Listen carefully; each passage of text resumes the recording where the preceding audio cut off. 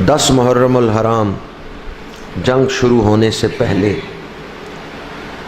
امام علی مقام نے اپنے فضائل بیان کیے، اور یاد رکھیں ضرورت شرعی ہو تو اپنی تعریف خود کرنا جائز ہے، تاکہ اگر کسی کو علم نہیں تو اس کو پتہ چل جائے اور وہ ظلم نہ کرے۔ ضرورت شرعی ہو تو اپنی تعریف خود کرنا جائز ہے۔ ویسے اپنی تعریف اپنے منہ سے اس کو شریعت نے پسند نہیں کیا، اور اگر کوئی دوسرا آپ کی تعریف کرے تو اس وقت بھی عاجزی سے کام لینا چاہیے، تکبر میں مبتلا نہیں ہونا چاہیے، لیکن اگر شرعی ضرورت ہو تو اس موقع پر اپنی تعریف خود کرنا جائز ہے۔ مثلا کسی علاقے میں کوئی عالم گیا تو وہ خود یہ لوگوں کو بتا سکتے ہیں بھی میں عالم ہوں، اگر آپ نے کوئی مسئلہ پوچھنا ہے تو پوچھ سکتے ہیں۔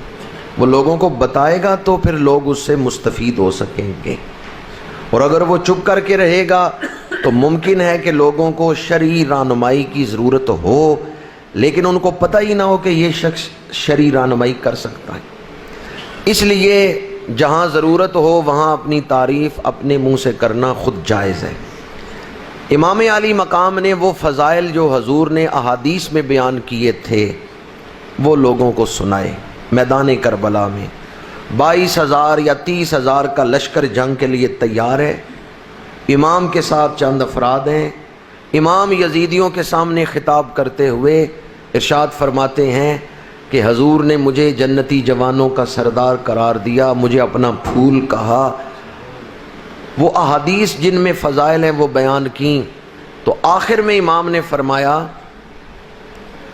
کہ ان احادیث کو سننے کے بعد تمہارا جو رد عمل ہے اس کی 2 صورتیں ہیں۔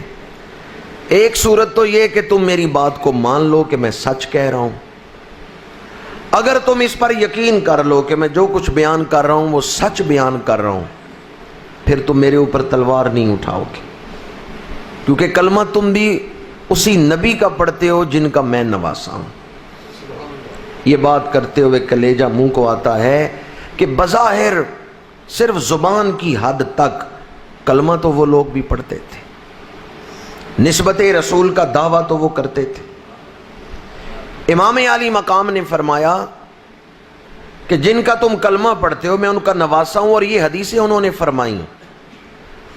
اب 2 ہی صورتیں ہیں، یا تو تم میری اس بات پر یقین کر لو کہ میں سچ بول رہا ہوں، اگر تم یقین کر لو کہ میں سچ بول رہا ہوں تو پھر تم میرے اوپر تلوار نہیں اٹھاؤ گے کہ یہ حدیثیں اللہ کے رسول کی ہیں، اور اگر تم کسی شک میں مبتلا ہو تو جاؤ ابو سعید خدری سے پوچھو، جاؤ حضرت جابر بن عبداللہ انصاری سے پوچھو، جاؤ حضرت انس بن مالک سے پوچھو، حضرت سہل بن سعد ساعدی سے پوچھو، حضرت زید بن ارقم سے پوچھو۔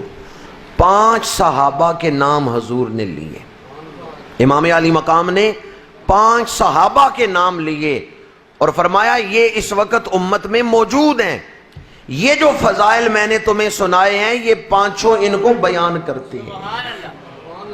جاؤ میری عظمت پوچھنی ہے تو انس بن مالک سے پوچھو جو 10 سال حضور کی خدمت میں رہے ہیں، جاؤ میری شان پوچھنی ہے تو حضور کے صحابی حضرت جابر بن عبداللہ انصاری سے پوچھو۔ میدان کربلا میں امام نے اپنی شان پر گواہ کون سے پیش کیے ہیں؟ سمجھ آئیے آپ کو؟ امام علی مقام اپنی عظمت اور شان پر یزیدیوں کے سامنے جو گواہ بیان کر رہے ہیں وہ صحابہ کرام۔ امام علی مقام فرماتے ہیں یہ صحابہ اس وقت زندہ تھے، جو ہستیاں وصال کر چکی ان کا نام نہیں لے رہے، ان کا نام امام بیان کر رہے ہیں جو اس وقت موجود تھے۔ فرمایا جاؤ حضرت انس بن مالک سے پوچھو، یہ بصرے میں تھے۔ فرمایا جاؤ ابو سعید خدری سے پوچھو، یہ مدینہ منورہ میں تھے۔ فرمایا حضرت سہل بن سعد ساعدی، حضرت زید بن ارقم، حضرت جابر بن عبداللہ انصاری، ان سے پوچھو کہ اللہ کے رسول نے میری شان کیا بیان کی۔ اس سے پتہ چلتا ہے صحابہ اور اہل بیت آپس میں شیر و شکر۔ عبداللہ بن سبا یہودی نے ایک گروہ تیار کیا تھا جس نے حضرت عثمان کو شہید کیا ہے، جس نے مولا علی شیر خدا کرم اللہ وجہ الکریم آپ کو شہید کیا ہے، جس نے حضرت امام حسن مجتبی کو زہر دیا ہے، اور جس گروہ نے آج میدان کربلا میں نواسہ رسول سے بے وفائی کر کے آپ کو تہہ تہہ کر رہے ہیں، یہ وہی ایک گروہ ہے جس کے پیچھے یہودی ذہن ہے، جس کے پیچھے عبداللہ بن سبا یہودی کا ذہن تھا۔ تو امام علی مقام نے فرمایا صحابہ میری عظمت بیان کرتے ہیں، جاؤ ان صحابہ سے جا کے میری شان پوچھو۔ لیکن یہ نصیحت کس کو ہوتی ہے؟ جس کے دل میں فکر آخرت ہو۔ عبداللہ بن سبا یہودی نے جو چال چلی تھی وہ اتنی کامیاب ہوئی کہ آج بھی ہم اس سے نکل نہیں سکے۔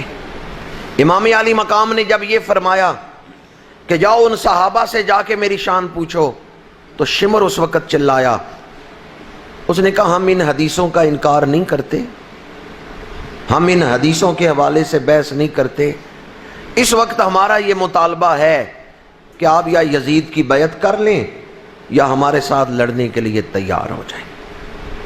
تو امام علی مقام کے ایک ساتھی تھے حبیب ابن مظاہر، انہوں نے کہا اے شمر مجھے یہ بتا کہ قرآن میں یہ آیت کن کے لیے آئی ہے؟ ختم اللہ علی قلوبہم وعلی سمعہم وعلی ابصارہم غشاوہ وَلَهُمْ عَذَابٌ عَظِيمٌ۔ فرمایا امام کے اس خطاب کو سن کر جو جواب تو دے رہا ہے مجھے لگتا ہے تیرے دل پہ مہر لگ چکی، تو بھی اسی آیت والوں میں شامل ہے جن کے دلوں پر مہر لگا دی گئی، حق کو دیکھ کر حق کو سن کر بھی وہ حق کو قبول کرنے کے لیے تیار نہیں۔ مورکھنوں کی پند محمد، پتھرنوں کی پالا۔ پند کہتے ہیں نصیحت کو، مورکھنوں کی پند محمد، پتھرنوں کی پالا، دودیں کاگ نوایا انت کالے دا کالا۔